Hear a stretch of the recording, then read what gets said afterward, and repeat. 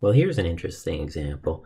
Obviously, before we took a function and got the second derivative by taking the first derivative and then taking a derivative again to get the second derivative. How do we reverse that?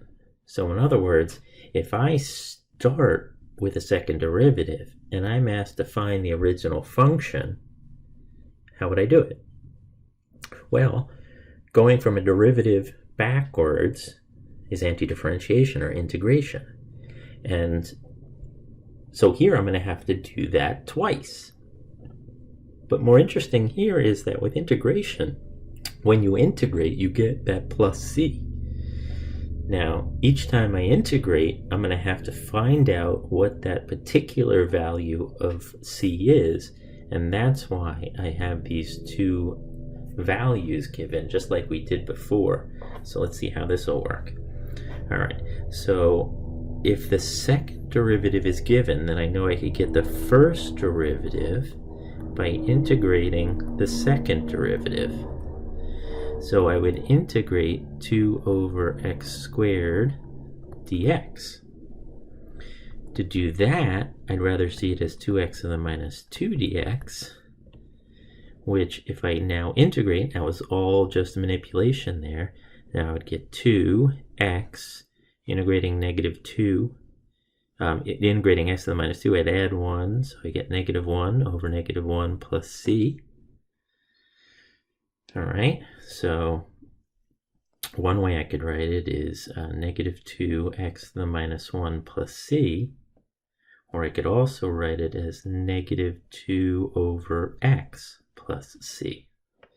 All right, so there I have what the first derivative is, but I still need to figure out what that plus c is. Well, that's where I use this piece of information here. I know f prime of 1 equals 4, but I know something else. It's also putting 1 into the first derivative function over here. So if I put 1 in, I would get negative 2 over 1 plus c. All right? That means that I have this. I have 4 equals negative 2 plus c.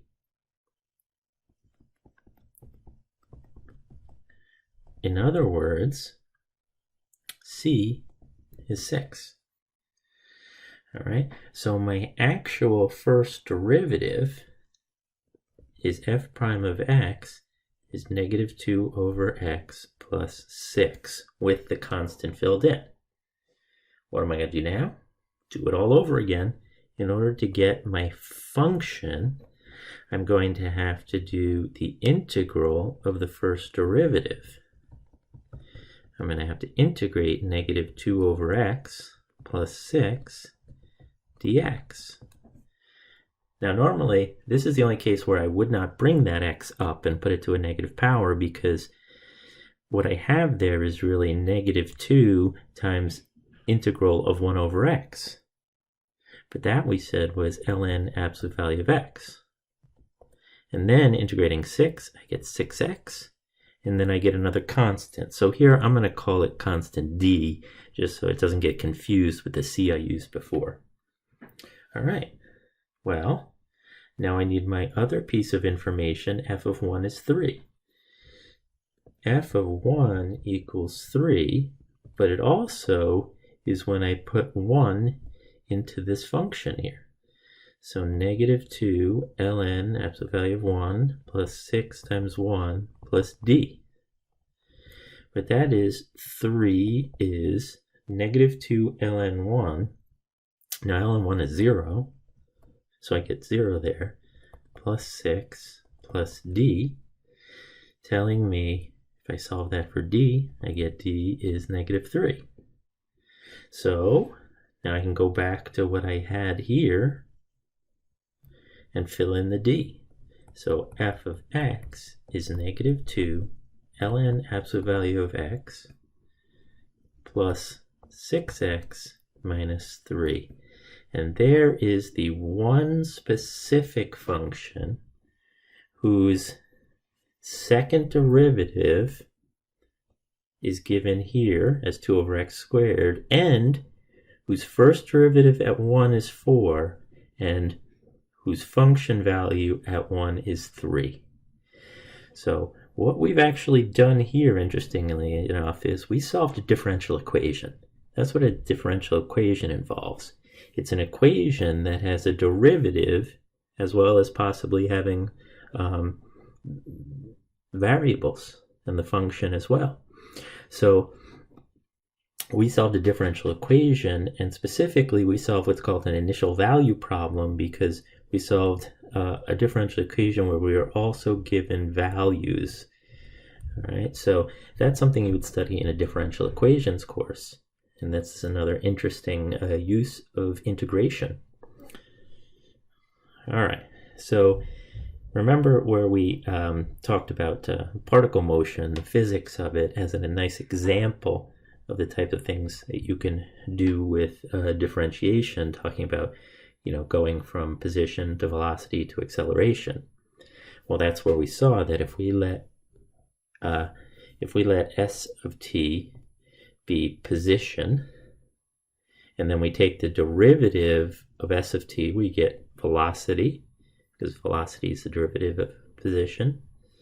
And then if we took another derivative, a derivative of the velocity, or a second derivative of position, we get the acceleration.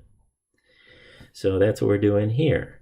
We go the position, take a derivative, get the velocity, take another derivative, get the acceleration. Now it makes a lot of sense. If we wanted to start with the acceleration, we could integrate to get back to the velocity and integrate again to get back to the original function. So those interesting problems, the physics problems of it, can be done the other way. You don't have to start with the position and go to the acceleration. You could start with the acceleration and go back to the position. So let's take a look at some examples here on the worksheet. All right, evaluate the indefinite integral. Okay, if I want to integrate x cubed plus 5, that's a simple polynomial, just powers basically.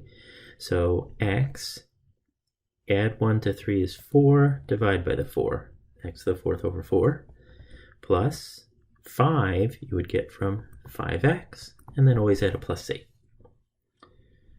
That's it. All right. This integral looks kind of strange. Y squared times the square root of y. It actually just needs some work done to it. It's y squared times y to the 1/2 dy.